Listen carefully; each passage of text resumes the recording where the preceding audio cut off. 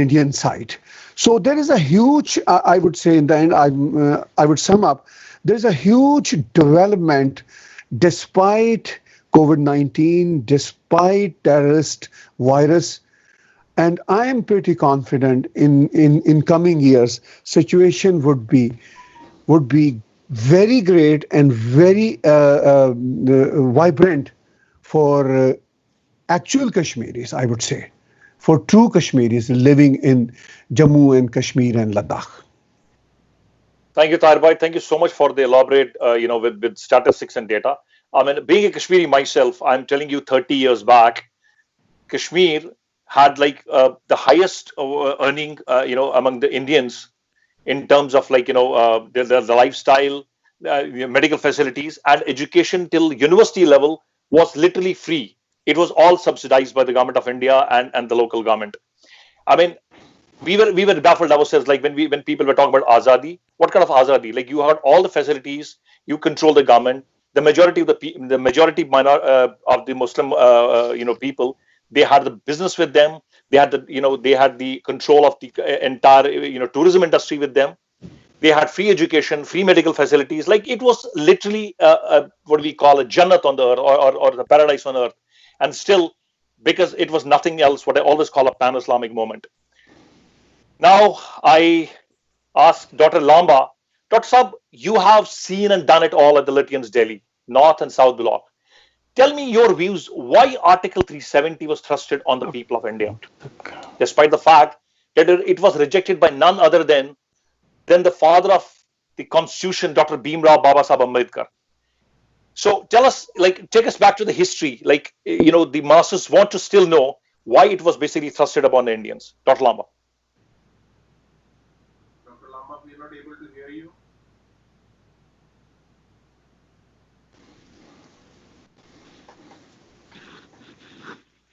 No, there is no voice. Can we take him on the phone? I'll take him on the phone. Dr. Lamba, I'll take you on the phone. We will hear you, basically. Just pick up your call.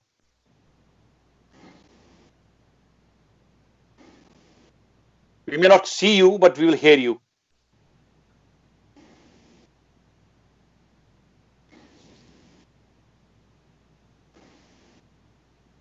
Dr. Lamba, do you hear me? Yes, I can hear you. Can you hear me now? Yes. Well, as I was saying at that time,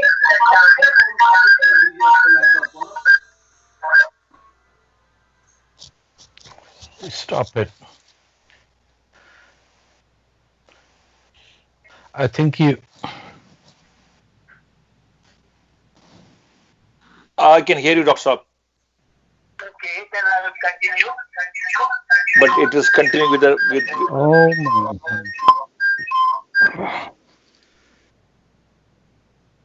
Stop it. And let's move to someone else so that. Dr. Saab, can we call you on your landline? No, उनको ना थोड़ा उनका laptop का उनका जो है ना speaker बंद करना पड़ेगा, because जो Dr. Saab, How can he shut off the speaker? just mute actually laptop को. just mute the speaker, Dr. Saab. Sound बंद कर दीजिए अपने लैपटॉप का. This is unbelievable.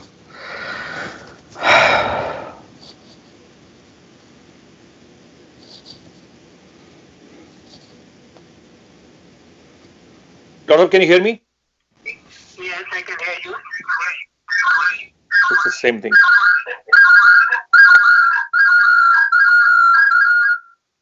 Amazing, man. Sir, move on. Yeah. Dr. Saab, I apologize. Like, we had to look at, I'll move on to the next speaker. My apologies. It's a technological glitch. Next question is to the indomitable, the fearless Tariq Fatah. Tariq ji, it has been 1 year now. Tell us, a lot has happened in the last 1 year, much against the will and the wishes of the chest-beating, chest-beating naysayers. Tell us why the state reorganization was necessary. And my other extended question to you is rather tricky. Indian armed forces have killed more than 100 Pak-supported subversives, terrorists in the year alone. but equally lost a lot of lives, including army and civilians. What more measures should the BJP government take to nip this evil into the bud completely? Or you think it's not that easy? And Kashmir has been the bread and butter of all the regimes in Pakistan, whether military or civilian. And they won't let this cash register stop ringing. And on top of that, China's ambitious plans in POK are under threat by repeated mention by our top leadership of taking the area back for it being the Indian land forcibly under the Pak and Chinese occupation. Tariq Saab. Well, to be fair, it wasn't an easy part of our independence in August 1947 when the state of Jammu and Kashmir was invaded by what Pakistan later produced very effectively in Afghanistan were the Taliban of the time, which was the Pashtun tribesmen who entered the state of Jammu and Kashmir, and including Captain Brown of the Gilgit-Baltistan, who handed over the territory by signing a document to a colonel in Peshawar who was very happy because the departing British government was afraid of the Red Army just north of the border of Afghanistan. So this is the perspective within which it took place. And the ascension of the state of Jammu and Kashmir to the Republic of India was not respected, which was an option to all princely dominions in the state, whether it was Bhopal or Hyderabad or Khairpur or Bahawalpur in states that joined Pakistan, or like Swat that joined Pakistan. Elsewhere, there were 500 of these states. However, where I feel mistakes were made were essentially to placate the fears that India would somehow be seen as a Hindu nation. And in the background of the 1940s or 50s, the word Hindu had literally become a four-letter word. So if you were a Hindu, you were somehow considered backward, you burnt brides, you had a caste system, and very effectively in the last 100 years before independence, after 1856, despite people, Vikanda, going to the United States and speaking at the great Chicago speech that he gave, the impression left was that we Indians were seen simply as various versions of Mahatma Gandhi wearing lungis and having nothing else to wear. And this consolidated in a way where Mr. Jinnah was able to put across himself as a very well-dressed, suited, cigar-smoking, secular person who didn't know that you had to take shoes off in a mosque until told by Jawaharlal Nehru. These were the complex issues that were taking place, but the invasion of Jammu and Kashmir was not resisted by the Indian state of the time. The regiments that went to Srinagar certainly saved the city from mass slaughter. I often refer to this book over here, written by the Pakistani general who led the army, Major General Akbar Khan, who details how they plundered the state of Jammu and Kashmir, and their eyes were fixated on the fair and lovely women of Kashmir that they wanted to rape and take along back with them. This was stopped by the Sikh regiment, I think, that was in Srinagar. But no Indian government after that was willing to stake anything to offend the vote bank politics after the 1952 election, in which repeatedly the Congress was winning, and the Muslims who had not yet migrated to Pakistan from UP, Bihar, Hyderabad, Bengal, Maharashtra, who were instrumental in creating Pakistan, stayed back. And Prime Minister Nehru had to present the position that it is India that represents Indian subcontinent's Muslims, not Pakistan, which means that the 12% of the population had a veto on 80% of the population who were told, just be quiet. If you even utter the word Hindu, you will be seen as backward and poor. But being a Muslim meant you would have the support of about 50 countries. So India was in that very tough position, even during the non-aligned movement, even when President Nasir was involved with President Tito and Sukarno from Indonesia, the Pancila movement, that they could not do anything to offend the blackmail, or which we call the sword of Damocles on the head of the country, that, oh, they are actually anti-Muslim. And the Muslim leadership of India, not just Kashmir, the Kashmiri Muslim leadership was interested in power and money.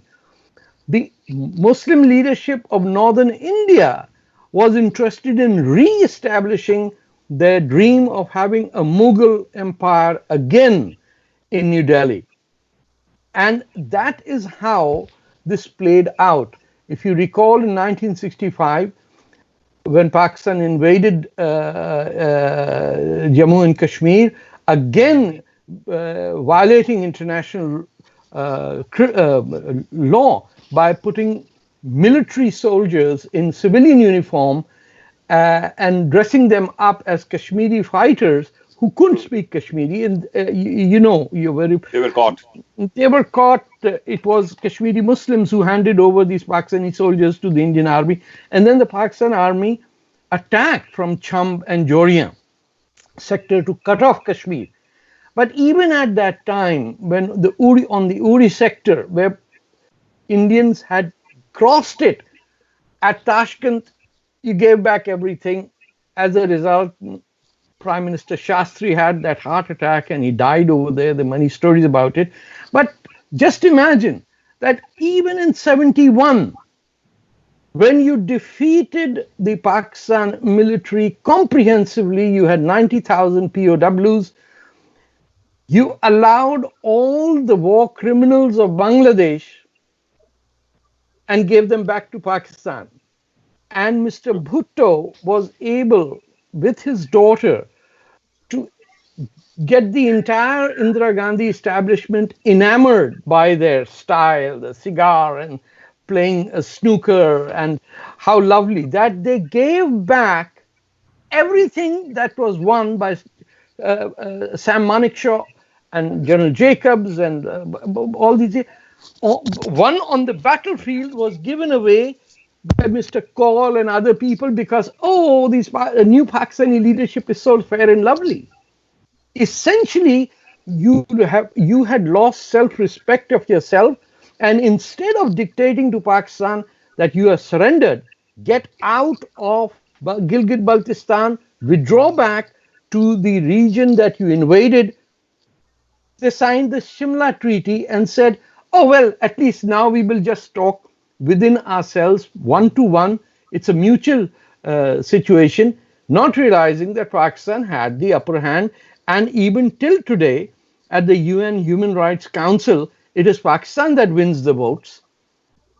Pakistan has already 50 members of the Islamic Council doing what they have to do, and India stays alone. And India was forever ashamed of its Hindu past. So despite the fact that Mohenjo-daro and Harappa and Takshila was on the Indus River and the Indian civilization, the Indian education minister, Abul Kalam Azad, Maulana, informed the entire two generations that we have nothing to do with this. That you are Indians, despite the fact you gave up the Indus River to Pakistan, there is no, just forget about it. You even forgot about Sindh, which is in your national anthem. You don't talk about it. You think Sindh means a few billionaires running major companies in. So it is only the government of Narendra Modi, I might not have voted for him, I'm left of center, but I'm talking about how it worked out. He focused essentially on putting the Pakistanis on the back foot by insisting that Gilgit-Baltistan is sovereign Indian territory. But I can tell you that we are in such a mess in India that at JNU, in a class of 200 students, I couldn't get one student to differentiate between Baltistan and Balochistan. Not one. And these were students' graduate program of South Asian studies with the professor sitting in the class. They had never heard the word Baltistan. So if your education ministry is thoroughly infiltrated by people who essentially are Pakistanis, as I keep repeating, India has more Pakistanis than Pakistan. Because these are the people who want to change the system from within and take over the whole notion of Ghazwa-i-Hind. People in Pakistan don't know about it. But every Indian mullah is clear what he wants. The destruction of every Hindu temple, the slaying of every living Hindu till he is wiped out, and then these two tribes that will emerge from under the earth. You might not have heard of this Muslim belief. That's why.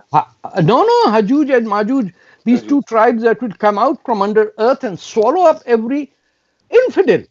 That is you and Daniel over here. Maybe they will spare me out because I might be a coward and say, oh, please let me go. I was just doing this because the Indians were paying me money. But don't share that. The fact remains that you were damaged at your birth.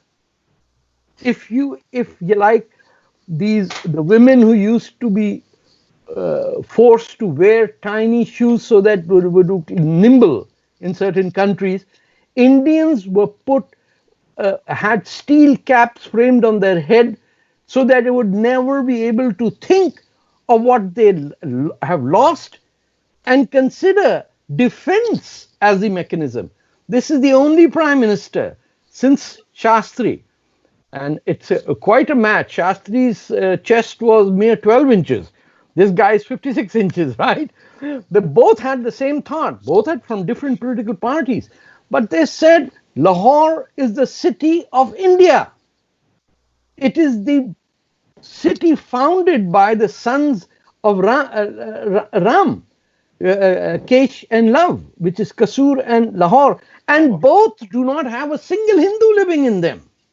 It is like Mecca without Muslims. And Indians don't know. So who are you going to blame about this?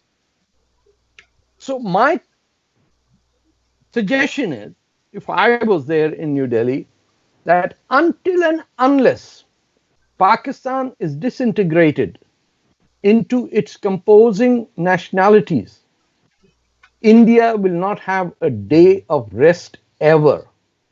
Your objective should be to make sure that the mistake made in 1948, when Indian leaked out a memo that Balochistan wanted to join India, because for the Urdu-speaking Muslims of India, the Baloch were some, there was a contemptuous view that people who couldn't speak Urdu were not good Muslims. So Punjabis like me or Tahir Gora or Pashtuns or Sindhi, who are also fighting for the freedom from Pakistan, or Baloch, they were the riffraff. And in the eyes of Maulana Azad, they were riffraff because they abandoned Khan Abdul Ghaffar Khan. A Congress government in the Northwest Frontier province was abandoned. And the Congress walked away. Can you imagine the hundreds of thousands of people who worked with the Congress in what is today India? What happened to them? In the words of Bacha Khan, you left us to the wolves. Dogs. No, wolves. Gidar was the word, not kutte. Gidar. Bediye. Bhediyon ke hisab se, the wolves. So India has to do two things as the next step. 370 is done, let's not gloat about it.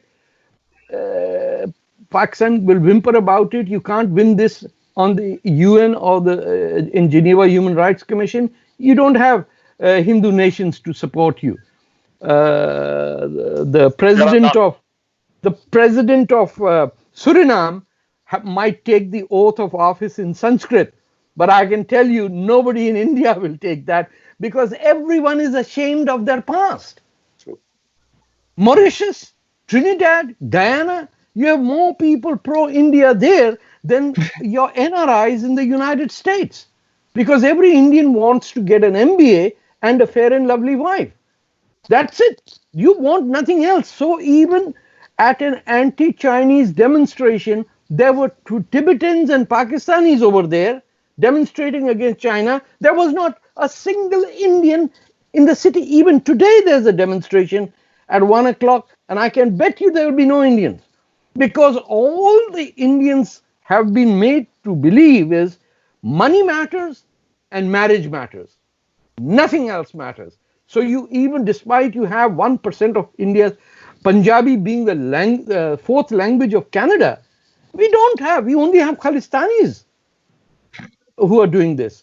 The point is, India needs to act in Balochistan by allowing at the least it can do is allow a Baloch human rights office in New Delhi, if not a government in exile. Number two, Gilgit-Baltistan is sovereign Indian territory today. Any country not recognizing that should have nothing to do with India. Pakistan should be declared a state sponsor of terrorism, and the need of India for cheap cement and onions should go away. You are buying cement in India from cement produced by the Pakistan military. But because it is cheap, you do it. Why don't you shut the border? Why do you not stop the strange cock and rooster dance that takes place at Wagah? Why don't you do it near Khulna so that Bangladesh and India, who are friends, they can have this at their border? Why do you do it with an enemy? So I don't want to keep on, but self-respect can only be achieved when you do not consider the word Hindu as a four-letter word. Ayodhya on the 5th will be the place where the Ram temple will be built. It will be the first anniversary of the abrogation of 370. And August 5th will also be, by the way, my 50th anniversary in journalism. So it's कौन सा दिन होता है वो नेक शगुन वाला दिन है. Thank you, Tariq Sahab. Thank you so much. Take care. Tariq Sahab, I thank you so much for such an elaborate description of like the past and like what we have been doing. But I'm sure that you will agree with me that a lot has happened in the last 4 or 5 years since the Narendra Modi government has come up. The nationalism and I will call it a revival of the Hindu nationalism. It has come up, and we can see it happening. Particularly just a few days back when the new education policy was declared, things are changing. I'll give you one response. Yeah, please go ahead.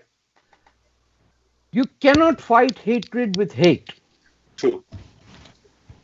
The answer to Islamic hatred of the Hindu is to walk away from it and expose the hate monger. The moment you start responding by making fun of Islam and Prophet Muhammad, you work on their territory and you contribute to their logic. The issue of Indians is that Bharat Mata Ki Jai. If you can't say that, you better migrate to Somalia, or I can even recommend Fiji, or maybe British Guyana or someplace. But in the borders of Bharat Mata Ki Jai, if you don't like it, get the F out, because we didn't invite you to come and invade and rape us. Everyone's talking of the issues of plunder and rape and my territory and my life matters. How on earth can a self-respecting Indian have a main street in Delhi called Lodi. I was instrumental in getting Aurangzeb out of the way, but your whole country, all of UP is filled with names of, there's even a place in Delhi called Ghaziabad, which means that's the place where Muslims killed the Hindus and yet lived to tell the story. And you have prime, how much can I catch Indians by the ears, like my mother used to pull mine and say, wake up! This is not, this is Ashoka Road. It's happening, Tariq Sahib, it's happening. Thank you so much. Dan, I'll come back to you. Like, this is a connecting question. Unfortunately, we have lost links with, Lambaji, and Tom is not able to connect to us. I'll go back to Tahir Gora.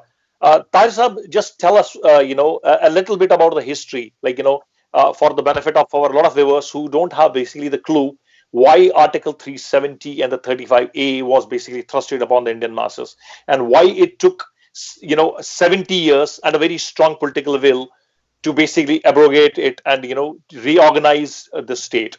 Tahir Sahib. Yeah, I think Tariq Saab has already answered those questions, but I'll just add few more lines. Absolutely, Indian governments in the past had no will to scrap Articles 370 and 35A. That is a simple explanation to this question. And the other thing also addressed by Tariq very well, that until unless Hindus shy away from their identity, this matter would not be taken care by Hindus. Vidyaji, as you mentioned, things are changing. I understand and I agree with you to some extent, but it's just Prime Minister Narendra Modi and his close people. But still, I can see the environment of shyness in Indian culture in terms of acknowledging and accepting their own identity, in terms of having enough encouragement to further their agenda. So that's the kind of a challenge I must say my Bharati fellows are facing even today. So, I mean, Indians are blessed to have Prime Minister Narendra Modi, absolutely. But sometime, as I'll quote again Tariq ji says over and over, and he says rightly, that most Indians with their kind of a shyness behavior do not deserve to have a Prime Minister like Narendra Modi. We Bharati are failed to have our own narrative, not just outside Bharat, even within Bharat. We cannot present our narrative, in fact. So these are the facts behind those realities that took so long Indians to scrap Articles 35A and 370. We are proud of what Prime Minister Narendra Modi and his close allies are doing, but there is still need of doing so much in terms of creating that environment, in terms of scrapping that shyness. Scrapping Article 370 and 35A is not enough. We need to scrap our shyness in terms of owning ourselves, in terms of having our voice, on the world platform. Very well. Thank you, Taji. The youngest and the most vibrant speaker on this panel is my friend Daniel Bodman, who was born in a Jewish family, and he's the voice of Canadian Anti-Semitism Education Foundation. He shares my pain as a displaced person from the land of his ancestors, and he has been very supportive of our cause, and he has given and helped us with many platforms within the Jewish community who have acknowledged the genocide of Kashmiri Hindus from their ancestral land. And can tell us, why should Canada be concerned about the terror machinery active in Kashmir on the best of Pakistani military and the puppet governments? And what impact you see of that extension in this part of the world, which we call our homes now? Dan. Okay, thank you very much for having me. So there's actually a few different angles I come at this from. As you said, there is my sort of Jewish element. So I understand the Kashmiri issue and sort of it is similar to the Israel issue. And you and I had spoken about that to the Jewish and Hindu communities and connect those issues well. But these issues are actually very, very important for Canada and the West for a few reasons. And the number one reason is, okay, you could say, one, truth is important. And, it is a moral imperative for us to understand the multiple genocides committed against the Kashmiri Pandits and sort of empathize and understand the truth of the matter, because the threat to Canada here, or the threat to America, is these issues, the Kashmiri issue, have been used as an excuse to radicalize the youth in our society. And this is one of the red flags that the Jewish community has tried to raise for years around. You mean the Muslim youth? Sorry? Muslim youth mostly. Yes. But it's mostly Muslim youth, but there is a sort of a radical left that this also works on. And I'll just give you a stark example for Americans. We all remember the Boston bombing. The mosque that the Tsarnaev brothers went to, for years, the Jewish community, and I know the Lawfare Project, was raising concerns about those mosques over anti-Semitism because they were supporting Hamas. And everyone was just saying, oh, no, that's just Palestinian human rights. And they were saying, no, Hamas is legitimately genocidal. And then everyone kind of ignored that. Then when the Tsarnaev brothers got radicalized by that rhetoric, they didn't just kill Jews. It was the Boston bombing. Because the way you radicalize here is, most Muslim youth, or even youth growing up in Canada, America, you're not going to win them over by saying, hey there, Fatima, want to come support the jihad? No, that doesn't work, right? What works is, hey there, Fatima, do you want to hear about Palestinian human rights and the rights of Palestinians? Because that sounds nice. So when you get into these groups, and then, right, if you want to be this hardcore Palestinian human rights activist, well, then you have to come to reconcile the fact that all three Palestinian governments, right? You have Gaza, you have the West Bank. So the Gazan government and Hamas, openly genocidal against all Jews, like in their charter, death to all Jews wherever they are. The moderates, the Palestinian Authority in the West Bank, they have a program, we call it Pay for Slay, where they financially reward you for committing a terrorist attack against a Jew or trying. So what happens is the radicalization, and this is the same way it's working with the Kashmiris now. This is also Kashmiri human rights. They're paid for pelting stones at the security forces. It's in the same lines. Yeah, it's the same. It's the exact same thing. So what you do is, when you justify, and you're this Palestinian human rights activist, and you're really anti-Israel, you're anti-Zionist, and even all your white left-wing friends are also anti-Zionist, and they're jumping on it, right? When you have to, when they're putting posters up of Leila Khalid, who's this famous Palestinian hero because she blew up a bus of 35 Israelis, killed 12 children, right? And this is Palestinian resistance. Well, you're never going to win the Muslim youth over by saying 9/11 was great, because they understand that. But if you can justify a suicide bombing on a bus in Israel as, hey, the reason why this is okay, suicide bombing is okay, is because the Palestinians are so oppressed. And then you go, okay, but I'm not a terrorist, but the Palestinians are so oppressed. Of course they suicide bomb. Of course the sadness causes suicide bombing. Side note, the amount of genocides the Kashmiri Hindus have suffered has not yielded any suicide bombings that I'm aware of.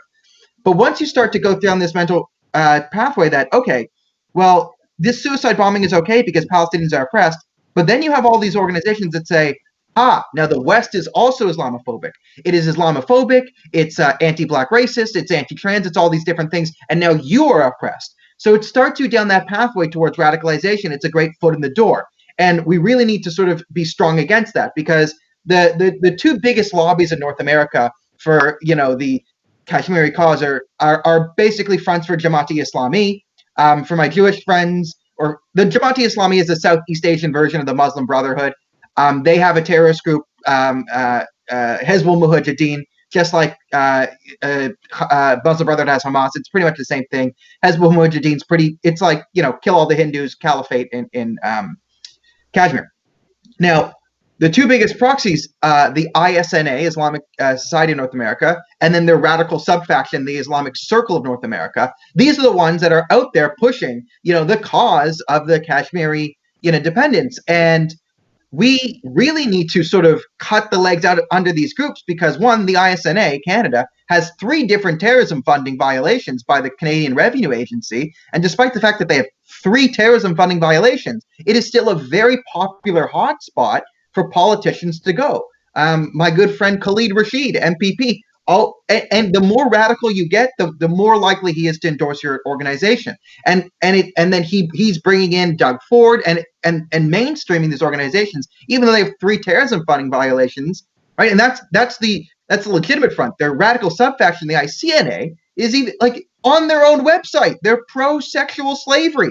They link on their own website to scriptures where there are scholars who say if you are a Muslim and you don't believe in sexual slavery, you're not a real Muslim. Those are the views of the ICNA. It is the public view of the ICNA that Islam is incompatible with democracy. That's their views. And these organizations gain legitimacy by talking about Kashmiri human rights. And we have to sort of cut this off at the pass. That's sort of one reason. So, I really liked a lot of the things that Tarek and Tahir brought up. The shyness of Indians and also sort of the infiltration of the education system. These are problems that we are suffering here in Canada and America too. The infiltration of our political system and education system by radical ideologies. Marxists back in the day. Now you have Qatar funneling millions of dollars into the education system, Iran too, Saudi Arabia. So we have very similar problems. And in order to get over this, one, Canadians, Jewish community, we're very bad at sort of fighting our own battles. But a way we can sort of win over the Canadian people is we need to sort of teach them the truth about the Kashmiri situation. Because unfortunately, and I was kind of like this a couple of years ago, we all know, India and Pakistan don't like each other and Kashmir is complicated. That's kind of the general gist we get. It wasn't until I sort of saw the propaganda coming out from the Linda Sarsours, the Pakistanis, these Islamist organizations that I'm like, oh, that's the same thing they say about the Palestinians. Like, let me investigate this further. Because when people find out they have been lied to, it is a very great de-radicalizer. So getting the truth out about what the Kashmiri Pandits have actually suffered, the genocide in 1990, what really happened, because what the ISNA, the ICNA, Bernie Sanders, Linda Sarsour are doing is they're basically inverting reality. And we see this in the Israeli-Palestinian conflict as well. Whereas the real human rights abuse in Kashmir is the fact, not that, we all agree genocide is bad, but what's happening now is the real genocide, according to the ISNA, is Narendra Modi is now preventing the Islamists from murdering Hindus, and this is a genocide. This is the Palestinian claim as well. Like, they will openly say what we want is death to all Jews by violent murder. And then the Israeli army says no, and then this is oppression. All right, so you have this inversion of reality going on, which is, very dangerous, and we need to counter it. And the benefit of doing this is we really need to look on a wider level. Like, one, okay, to curb radicalism in our own societies is very important. No one wants radicalism in their own society. But going forward as a connected, globalized world, and realizing the threats we face from the OIC, Pakistan, now China, in order to sort of combat sort of the negative forces in the world, we're going to need the West and India, probably Japan, South Korea, to have sort of an alliance of democratic nations to be able to sort of push back. Because if we don't have, America, India, Canada, UK, Japan, all of us sort of connected on the same sort of in lockstep on certain issues in the world stage, we can be very, very easily undermined either economically or politically by, China and their allies, Russia. And who is Russia ever an ally of? It's complicated to say, but we really do need India, one, if we're going to sort of be able to make up for the sort of heavy manufacturing that the Chinese do, and the fact that if the Chinese are bad actors on the global stage, and we're sort of economically dependent on them, that's a major security risk. And India, with its billions of people and building economy and growing middle class, is really the only option we have to combat this. So we are going to need an alliance of the West and the democratic nations of the East going forward to be able to curb Embark. the security threat of China and all this. So I do see the Kashmir issue as very important as a way to sort of one, bring truth, de-radicalization, and also connection between the nations that will have to sort of fight against either Islamists, communists, or whatever radicals that come. So that's why I've been talking about this situation a lot over the last year, because I do see it's very, very important, not just obviously for India and Kashmiris, but it also will affect you in a Canadian university in some way. So that's what I've been saying for a year. Thank you so much, Dan, for that very elaborate explanation. I mean, just for the the benefit of viewers, and as you said, in the same extension, we have seen terror funding for terror organizations like Hizbul Mujahideen being funded from Canadian mosques, and they coming under the CRA scanner. I mean, we have seen that all happening, and we are also seeing a lot of radical elements basically being supported by the local Pakistani governance, which basically works against India. And just for the benefit of viewers, I just want to elaborate on Dan that Kashmiri Hindus are the probably only people on the face of earth who have seen not just a genocide, but what we call a continuous genocide, starting from the 15th century onwards. For the last 500 years, we have been subjugated to genocide and basically ousting us from our own ancestral land for the 7th time in 1990. But why do you say Kashmiri Hindus? What about Hindus of Sindh or Hindus of Punjab or Jain? For that matter of fact, that entire area, I agree with you, Tariq sir. The point is, unless and until it is non-sectarian and based on matter of principles, you will lose the argument. The issue is that people who invade other countries cannot be celebrated as their heroes. So Warsaw has no Hitler memorial. And you can't go to Haifa and look for General Rommel's copper statue. You won't find a street anywhere in Europe that would celebrate the Nazi Holocaust. But we have everything. No, just a second. That is what I'm saying. You've localized this into Kashmiri Hindus. You haven't. Suddenly bypass. Just because we are celebrating, the Kashmir issue, that's the reason why. No, but otherwise, I understand that. But since we are discussing, the issues are one of principles, whether it comes from someone deeply religious or an atheist communist is not a problem. India's Communist Party played a major role in fighting against British colonial rule. We cannot deny that. Even in Jammu Kashmir, CPI used to elect a couple of seats, if I remember, way back in the 70s.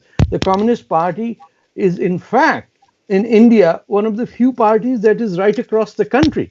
Every other party of the 5,000 parties is located in one corner. Somebody is connected with Maharashtra. The auntie from Bengal is just there based on the Muslim vote. Then you have people from Tamil Nadu who only speak about, in fact, nobody else can get elected there, the ADMK or DMK. The point is, if you cannot think big, you will have no way out of the ghetto in which you're stuck. I'll give you an example. The main threat to the West or the world comes from Pakistan's nuclear arsenal that is targeted at Israel and Europe, and yet you will never find an Israeli or an Italian or a German ever talk about the Pakistani nukes, because Pakistan knows how to give $25,000 in packages to every departing ambassador. You don't. Do you understand me? What's happening? Why did you demonetize? Because Pakistan was printing Indian currency, taking it to Dubai, changing it to euros, and then sending it through Nepal and Bangladesh back into India. In Bihar, nobody was using 50 rupee notes because they were not sure. So if you dealt with just 1 rupee notes, you knew that Pakistan won't print 1 rupee notes. We are dealing with a military industrial nuclear complex that says we are targeting our missiles into Nicobar Islands. And you take the radius and it lands straight at Tel Aviv. But the missile is being produced and marketed as if they want to hit the Andaman Islands, which is the great threat to Pakistan. But you go to Israel and you go to any university, there's never been a study about Pakistan in the last 70 years. I went to every campus. They didn't know what was Pakistan. The looming threat. Looming threat. Even the exiles from Mr. Shiransky. I said, how can you not read this? Like, what is wrong with you? The missile is pointed at you and you're targeting Iran. Why? Because the Iranian Jews who never came to Israel because they were in the upper class are not only anti-Arab in a racist way, but are anti-Muslim as well. So Iran, they made Iran the bogeyman while allowing Pakistan to build the nukes. If Iran's nukes, then how the hell does Pakistan has 200 nukes pointed at India and Israel?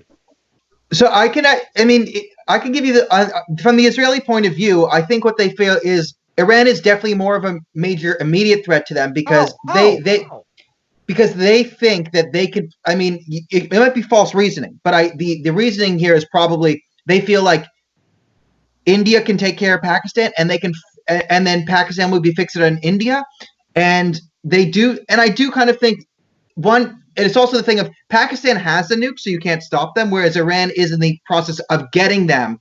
And I mean, they also openly say they want to use. You think Pakistan will not sell the nukes to Iran? I do. I think Pakistan is the greatest geopolitical threat in the world right now because of what you're saying. Are we talking about anything else other than the real problem? The issue is not about Kashmiri Hindus or displaced Jews or the Holocaust. Right now is the very existence of human civilization on Earth.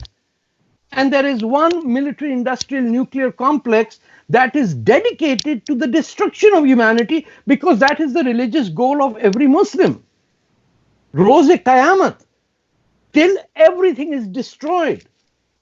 Till these bizarre people will emerge from Earth, destroy everything. And this is a transit lounge from where we will take flights to paradise. Your life starts after death. Life starts after death. I don't think those are the Hindus, which, by the way, in our language are the Hanud and the Yahud. And both of you guys don't know this. But our curses fall on the Hanud and the Yahud. Except the problem is neither the Hanud, which is Hindu, or the Yahud, which is Jews, know that we reference to both of them in a poetry sense. Right, Tahir Saab? Yes, sir. Yeah, you are right. Hanud or Yahud. Neither Hindus know, nor Jews know this. Tariq Saab, in Kashmir, whenever there used to be riots, they used to invoke Allah to decimate the seed of Hindus. That was like a very common thing. That is our belief, okay? You can't change Islam. You have to live with it, and you cannot deport a quarter of a billion people, 300 million. Where will they go? You need to understand that the issue is for bringing them back to their senses. Look what happened where the Palestinians did not pursue what was on the table and tried to outdo each other in competition. So the Hamas people killed all the Palestinian Authority guys, threw them from rooftops. More Arabs have killed Arabs than Israel could ever dream of, if Israel's point was to kill Arabs, because 20% of Israelis are Arabs. True. Israel can't even market that.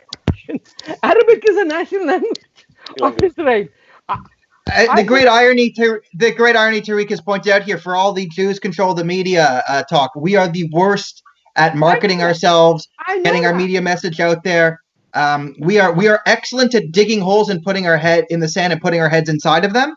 Some of the most anti-Israel people in Canada are Jews today. You know them. I know them. My And brother, they- my younger brother we used to Hindus date and one of Jews are them. exactly Okay. on the same league. Then we are on the same league, basically. No, the point. No. Indians are lazy. Israelis are self-destructing. Indians just want to have biryani and go to sleep and ask the wife to make some That's up. more. End result is the same. End result is that one tiny Israel is fighting 14 states, and one huge India can't do anything about a tiny twit hole of a country that is poking nuclear missiles all over the world.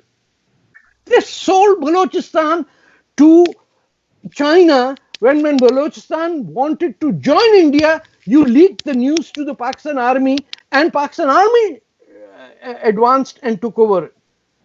So if I went back and I met these That's history. And I believe that the current regime is trying to change that history. I know, but the current regime needs to get the conscience, the culture of Indians. I want Indians to stop every rich person. I don't want, I've told them publicly, this humiliation of touching each other's feet, keep it for your dad. I don't want to bend over for anyone because I don't see anything in the last 1,000 years that Indians have done except slavery. Every invader from central Turkestan came and butchered us and then ended up by cutting the limbs of India. At least Israel is where it is. Israel accepted 1948, where Jerusalem was an international city. Israel accepted the frontier in 56 when the Western Wall, the temple was in Jordan's hand. Israel has bent over backward to do everything. Now they've got Netanyahu. And, oh, we are actually against Netanyahu. You were against everyone. Labour Party, Sephardic. So I think Tariq has actually brought up a very, very good point for both Israel and Kashmir here, and this is where I think I know Vidya and I have talked about this, but these submissive policies, giving in to people who are openly sort of genocidal against you, do not work. And Israel was founded on very socialist left-wing policies. We all know the kibbutzes, and the left in Israel is essentially dead now. The Labour Party is dead because Israel has literally tried every single one of your bleeding heart ideas. They're not bleeding heart ideas. They're not bleeding heart ideas. They were sensible ideas put forward on the table by Israel in good faith by as great a man as General, the 1967 hero with the Moshe Dayan. Moshe Dayan. So here's a great example. So I'll give you the Moshe Dayan did. So Moshe Dayan defeats 13 different armies in 6 days with an eye patch. It's very awesome. Yes. Now this is when Israel sort of takes back the Jerusalem. They win the territory. Now there's two things here that we should learn a lesson from.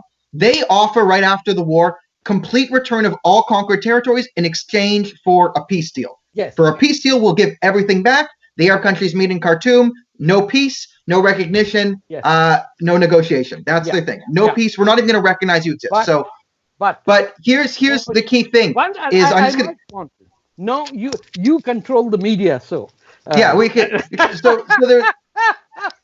So the other thing they did is the holiest site in Judaism. Like our religion is centered around Israel and specifically the temple in Jerusalem, which is the Al-Aqsa Mosque. We gave the Al-Aqsa Mosque to be moderated and run by the Islamic Waqf of Jordan. So you're not allowed. Jews are not allowed to pray on their holiest site in Israel. The Israeli police will arrest you if you're a Jew praying on the Temple Mount. Okay, so that's the mistake you made. Exactly. It's a huge mistake because the number one propaganda tool that Hamas and the Palestinian Authority use is suicide bombings is the Jews are coming for the Al-Aqsa Mosque. The number one terrorist brigade is the Al-Aqsa Brigade. And this propaganda, you see it on the streets of Toronto every year during Al-Quds Day. We got to protect the Al-Aqsa Mosque from the Jews. And it's like, we gave it to you.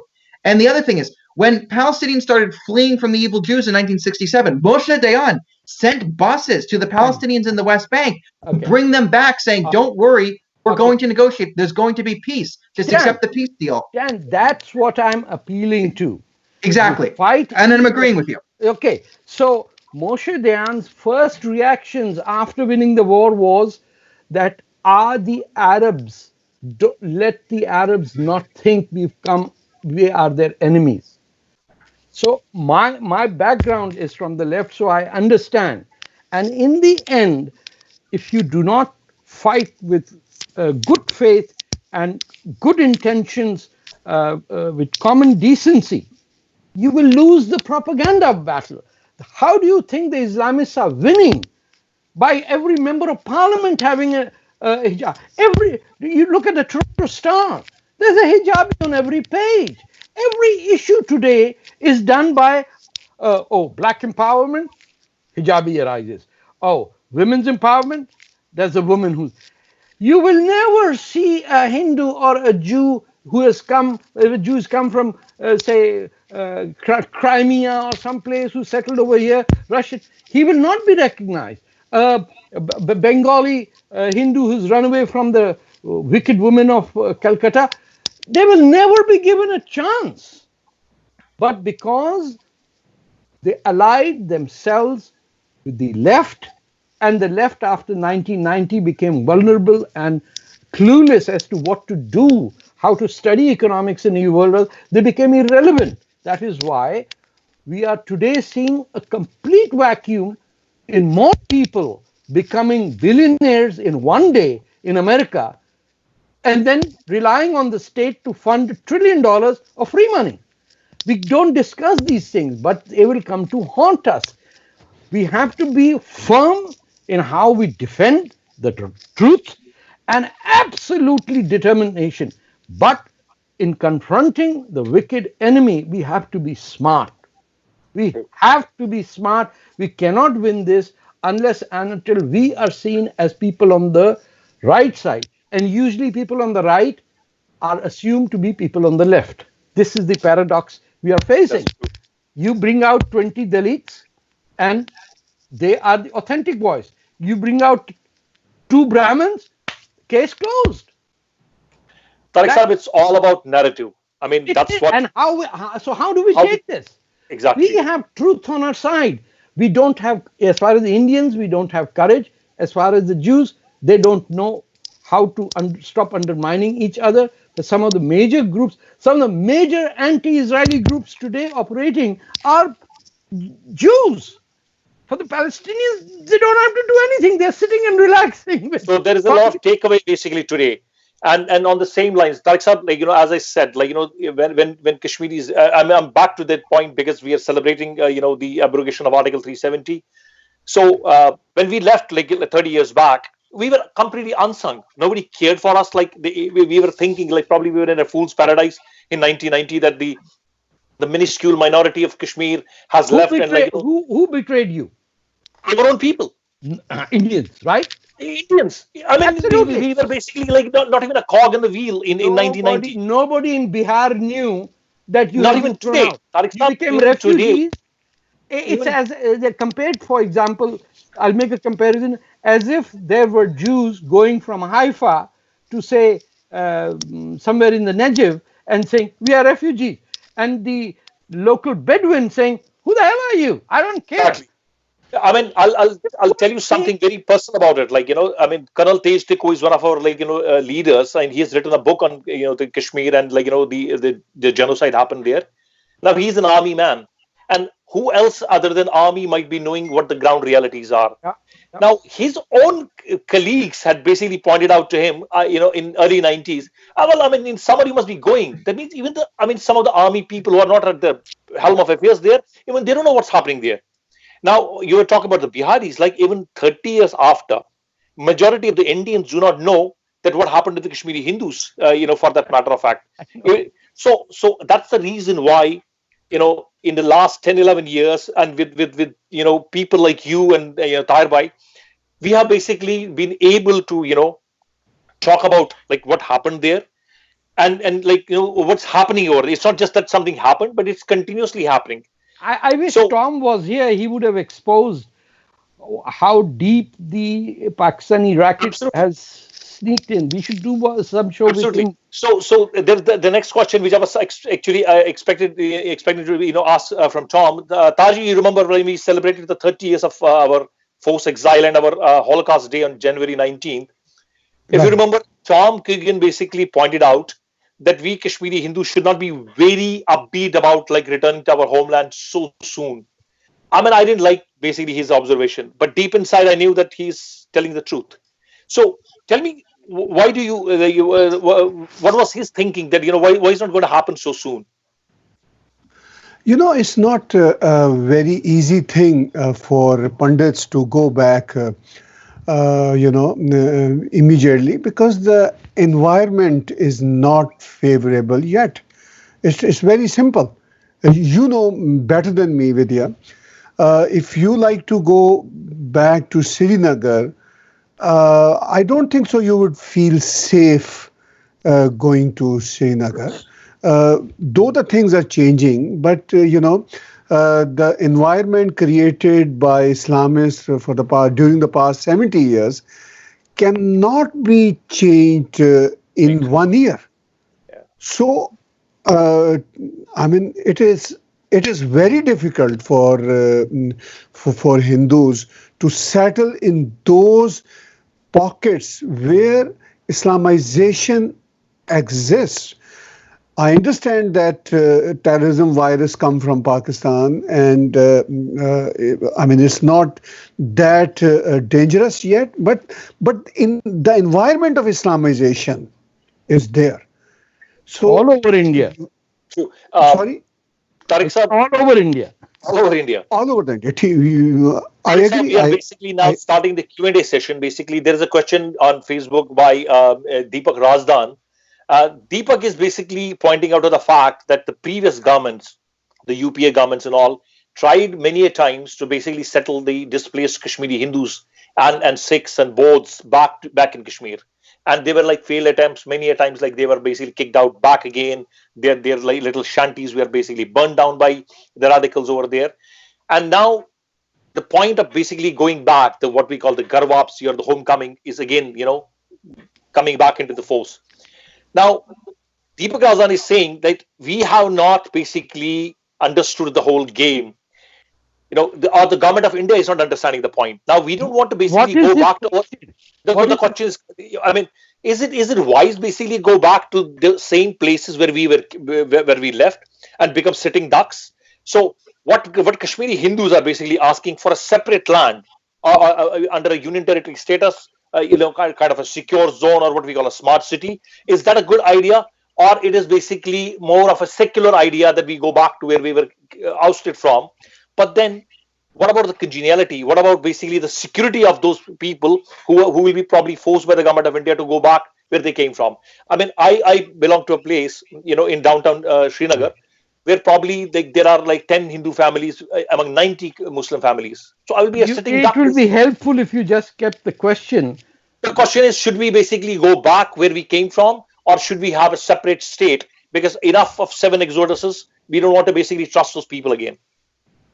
There's all of India for you to settle down, and you can go back. The point is, there's everything one can learn from the Jewish experience.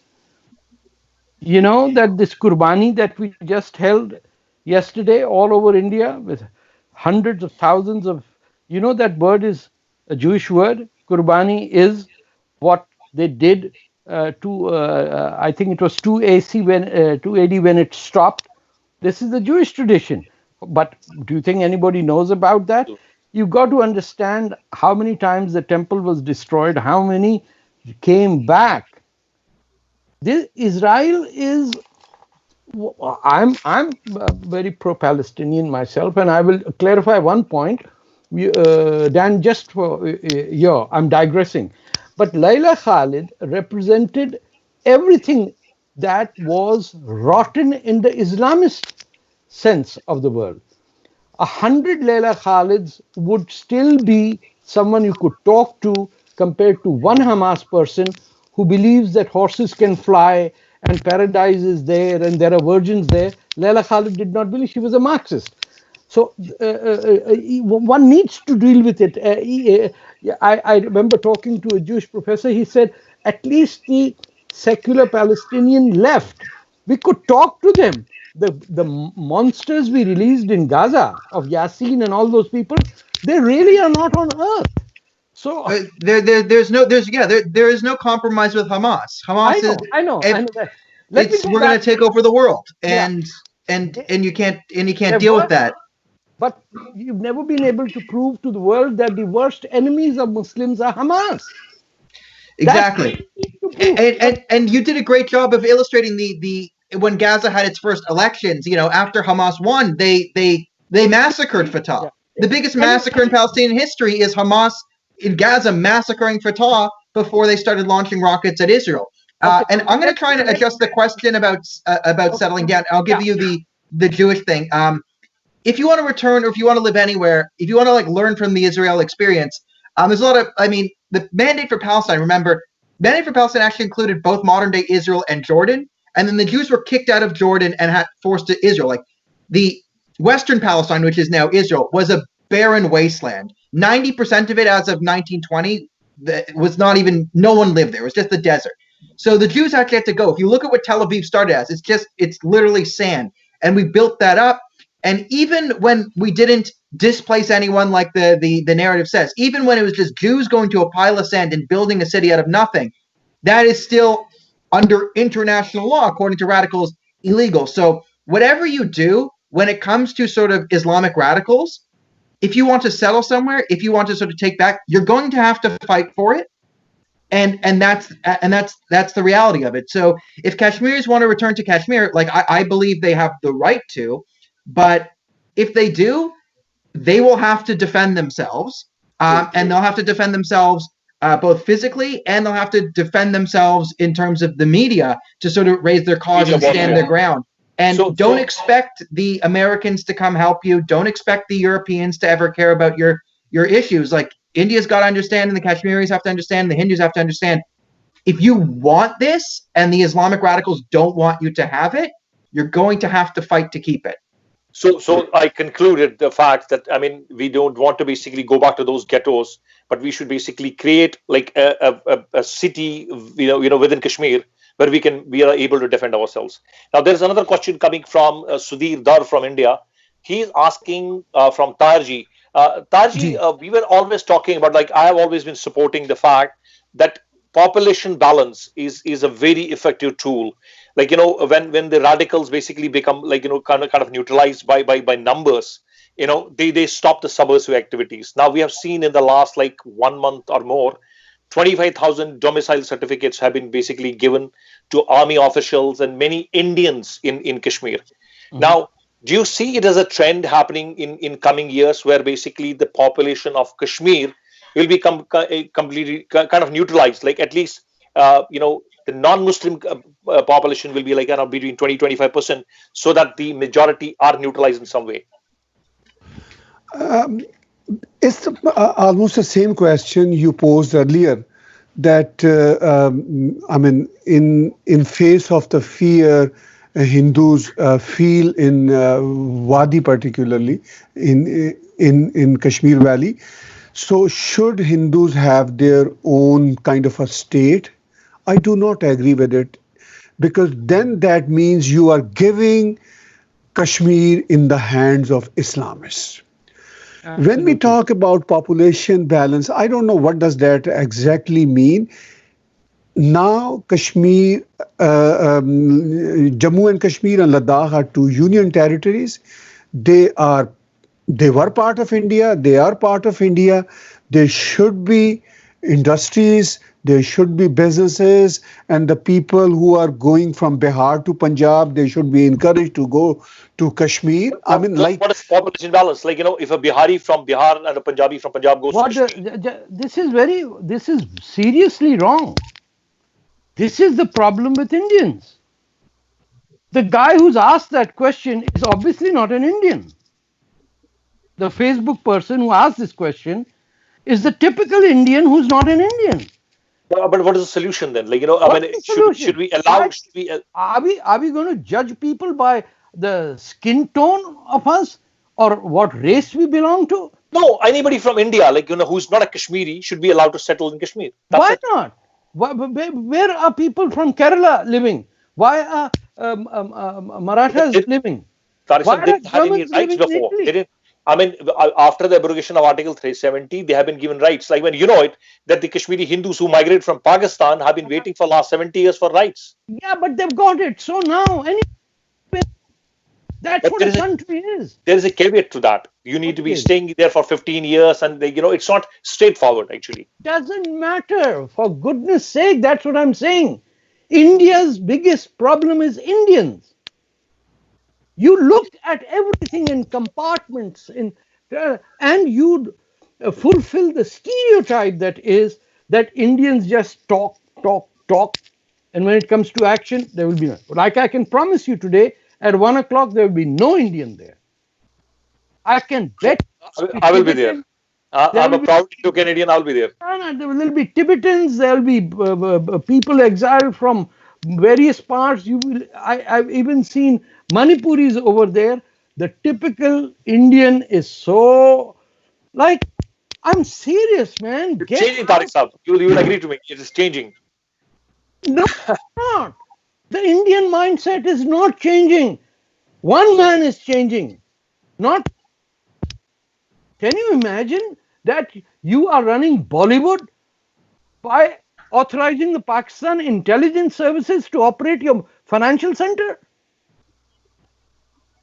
Your top guns are on payroll. Gangsters of India live in Karachi, and you can't eliminate them in a city where for 50,000 rupees anybody can eliminate anyone. You get attacked in Bombay, and what do? You sit back and say, oh, please tell us, give us proof.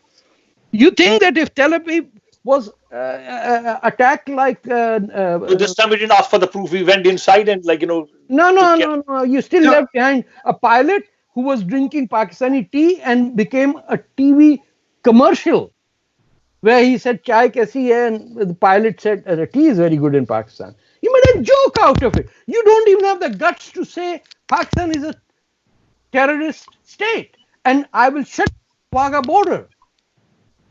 So someone who can say Pakistan is a terrorist state, I think there's a great way to sort of reframe these questions and get at where we're going to here, because if any country fits the geopolitical description of a sleeping giant, that would be India, right? And we've talked about how India is quite asleep at the wheel.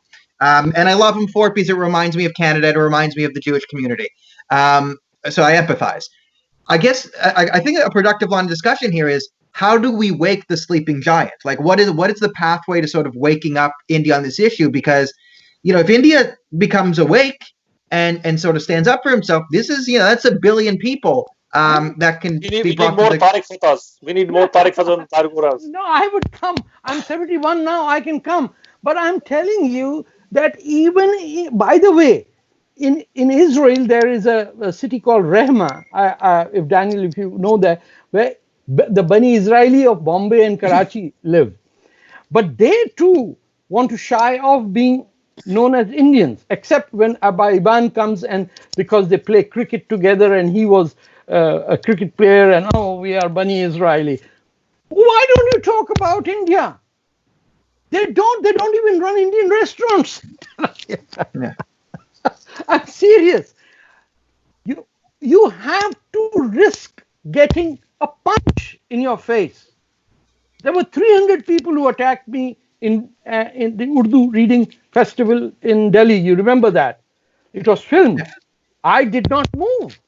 They were beating me with sticks and cops arrested me. I dug my iron chair in the wet sand. I said, go F yourself. I'm not going home today. 3 hours. They beat me and they hit me and they run away. I didn't call any 911. My greatest wish was, if I die today, these assholes, pardon my language, are going to get the hell. And I told them, I said, I'm waiting for a hockey stick to hit my head. You will. Nobody is ready to do that. There is no Bhagat Singh anymore. Yeah, we are distinctly we're lacking courage as a society. I mean, Yeah, we've you been nailed it. out. You nailed it, Dan. Well, Honestly, I mean, I agree with Tariq Saab and I agree with Dan, but I mean, I believe like we have been in a slumber for good 65 years. India as a country has woken up. We have a yes, great leader, and in just a short span of 6 years, he has done commendable decisions, probably which yes, no other political party had the will or the yes. inclination to basically take up. Now, Agreed. from whether it is the political decisions, whether it is basically going and giving back to the people who are basically creating ruckus in our country, or to the education policy, or the world media, or the foreign policy, a lot of things are changing. So with this, I thank you, gentlemen, very much. And I want to tell all of you and the world at large, people who are watching us at this moment, that Global Kashmiri Pandit Diaspora will be leading a worldwide commemoration with a series of events in India and the several parts of the world for this whole week to celebrate the abrogation of Article 370 and changing the status quo of Jammu Kashmir. I mean, this was, trust me, like my dad is 79, and he will always say that will there be a day when I will basically, look forward to go back on my own conditions. We don't know when it's going to happen, but at least the door is opened. So, Tariq Sahab, you're No, saying no, something. I was just saying, I'm giving you a thumb, Absolutely. So the door is wrong open. direction. Today we I'm saying, also celebrate the sacrifice of one of our brothers. Sushil Ama. He was like an army man who sacrificed for the cause of the nation. So as a Kashmiri Hindu, I'm very upbeat about it. I'm proud of basically being an one last Indo-Canadian. question. Stop. Why is there no woman on this panel? You're right. I mean, we will definitely have one more session. अगर अगर औरत ना आई ना अगली बारी मैं नहीं आना थे. So Next time we'll invite Salma Tulajan. very मैं फिर लैला खालिद भी ले आना थे. no, we do have within the I community we said have if you very don't get a far-right woman, leaders. I'll get Laila Khalid to come here. Yeah, we'll have our KOC president in next time on the panel. Thank you so very much. There are a few questions coming up again. I mean, if time permits, I'll ask the last question to Tarbai. Tarbai, Yes, please. is our stand, or what should be the stand of Jammu Kashmir, or for that matter of government of India, on the part of Aksai Chin and the part which is with Pakistan? How do you see we handling it with China standing tall behind Pakistan? It doesn't matter because China and Pakistan alliance is not a secret. Now China is on board with Iran's agenda as well. I mean, we are repeating things, and I'll repeat it again, that as Indians, we have to stand firm against any bully. Either it comes from Pakistan or it comes from China. We were talking about Hindus settling in Kashmir. I'll just connect my answer to this thing. I mean, here in Canada or in European Union or in the United States, we come here and within a couple of months we become part of the society. And no one says there is a population kind of a imbalance. Yeah. I mean, it's a human society. So Kashmir is an integral part of India. So why Indians shy from settling down in Kashmir? Now there are circumstances after this abrogation Article 370 and 35A. So, I mean, there shouldn't be any hesitation in terms of settling down there, and there shouldn't be any hesitation to counter Pakistan and China. I mean, Pakistan has handed over that sky chain to China. Now it's a history. Now we have to counter that thing. Pakistan will do whatever works for their evil agenda. We have to do whatever works for us. It's so simple. Yeah, I mean, within the democratic framework and the global policies, we can't basically stoop as low as Pakistan. So No, thank you, you gentlemen. might Thank you you so might much. you have to do what undermines the enemy. Don't hide Absolutely. behind wisdom. Take care. I regret basically that we can basically connect to Dr. Lamba and Tom Quiggin. Probably next time I take this opportunity to thank Dream TV USA, the entire team of GKPD, and the entire team of ICKF for giving me an opportunity to talk about this. And thank you so much for celebrating with us the abrogation of this article and paving a door for the displaced people from their own land. Thank you, gentlemen. Thank you so much. Thanks for having us. Thank you. Thank you. Thanks. Namaskar.